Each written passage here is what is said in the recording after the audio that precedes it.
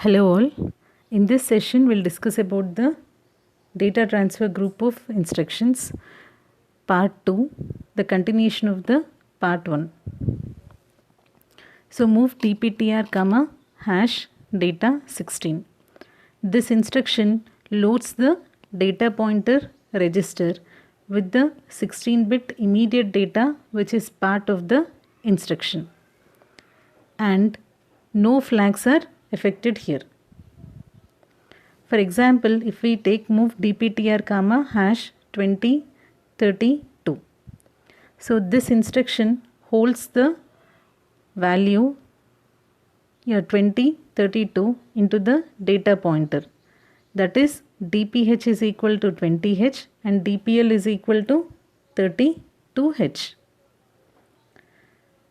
And the next instruction is move c a comma @ a plus base register. This instruction moves a code byte from program memory into accumulator, and the effective address of the byte fetched is from by adding the 8-bit accumulator content and the contents of the base register, which is either the data pointer or the program counter. And in this instruction, though the 16-bit addition is performed, flags are not affected. And this instruction is useful in reading the lookup tables in the program counter. If the PC is used, it is incremented to the address of the instruction before being added to the accumulator. For example, if you see the subroutine clear A, so first clearing the accumulator content, increment A, incrementing the accumulator, move C a comma @ a plus PC, return. So the lookup table is at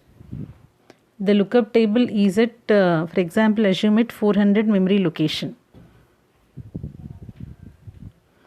So at the 400 memory location we have the db 10h. db is the defined byte, and 401 we have the db 20h, 402 30h, and 403 40h.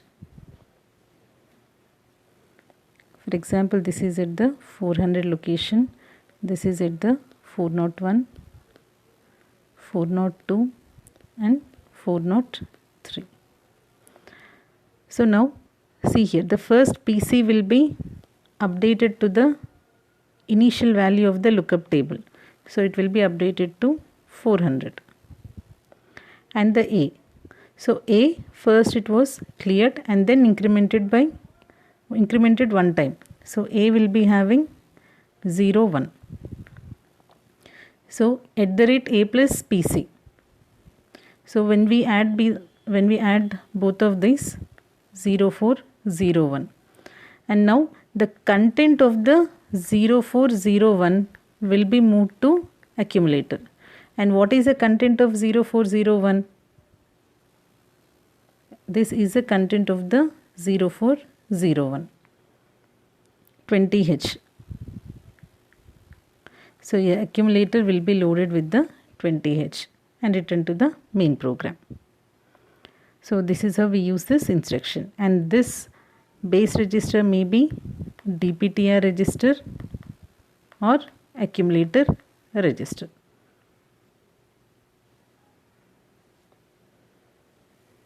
So next, push direct. This instruction is related to the stack pointer or stack operations. Increments the stack pointer by 1. So it is a pre-increment.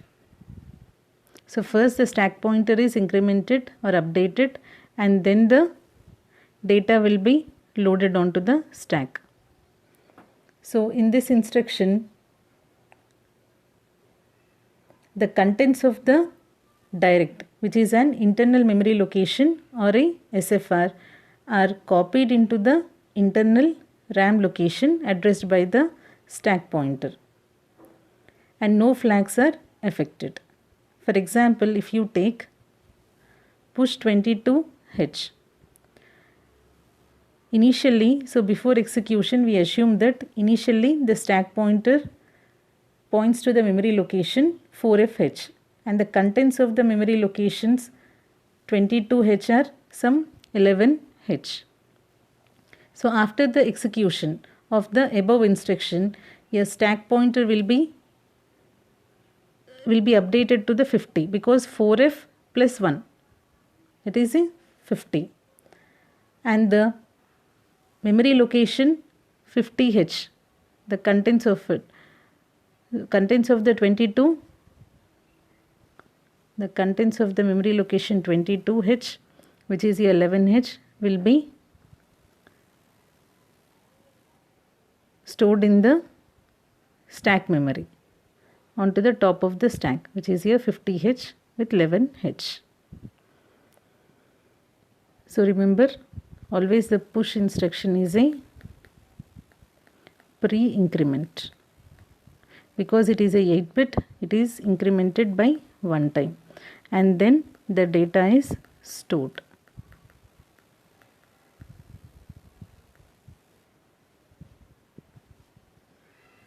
Next, pop direct. This instruction reads the contents of again the internal RAM location addressed by the stack pointer and decrements the stack pointer by 1, which is very important.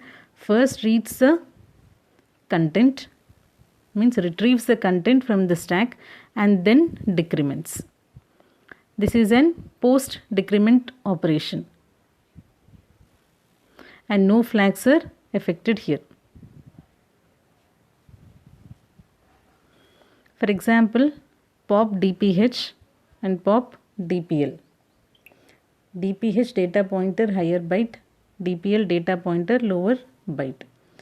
And before execution, if stack pointer is equal to 51H and internal RAM locations 51H is some 12H, 50 with 11, and 4F with the 30H.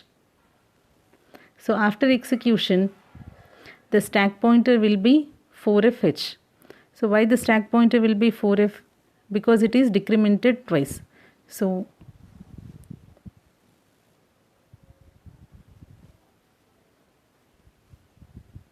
first the stack pointer was at 51H. So during the first pop operation, SP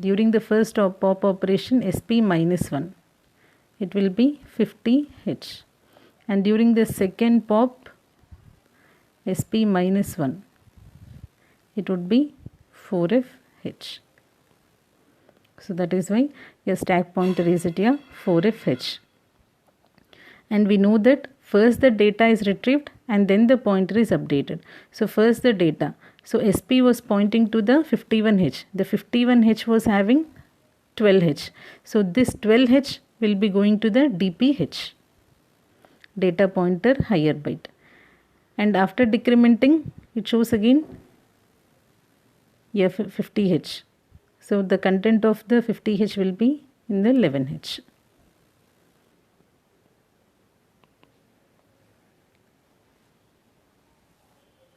So next is here exchange A comma byte.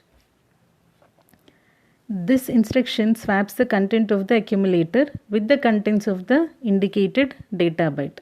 So for example, XCHA at the rate R0, and before execution, for example, R0 is equal to some 2E and accumulator is equal to some F3, and the internal RAM location 2E is equal to some 76.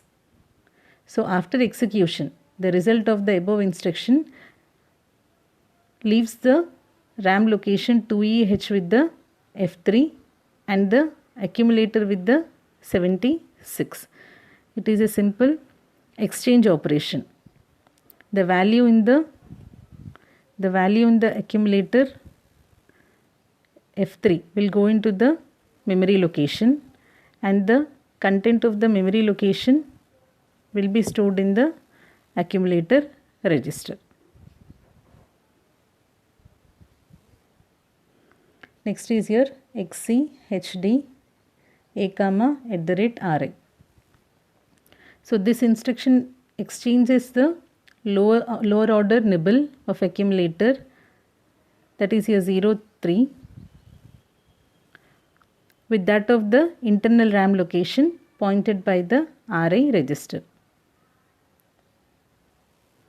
And the higher order nibbles from, that is here bits from 4 to 7 of both the register remain the same and no flags are affected. For example, XCHD A comma @R0. So before execution, R0 is equal to 2E, accumulator is equal to 76. And the content of the 2E is some F3. So after execution, the 2E will be equal to F6, accumulator will be equal to 73. So if you see here, only the lower nibbles are being exchanged. 76 became 73, F3 became F6.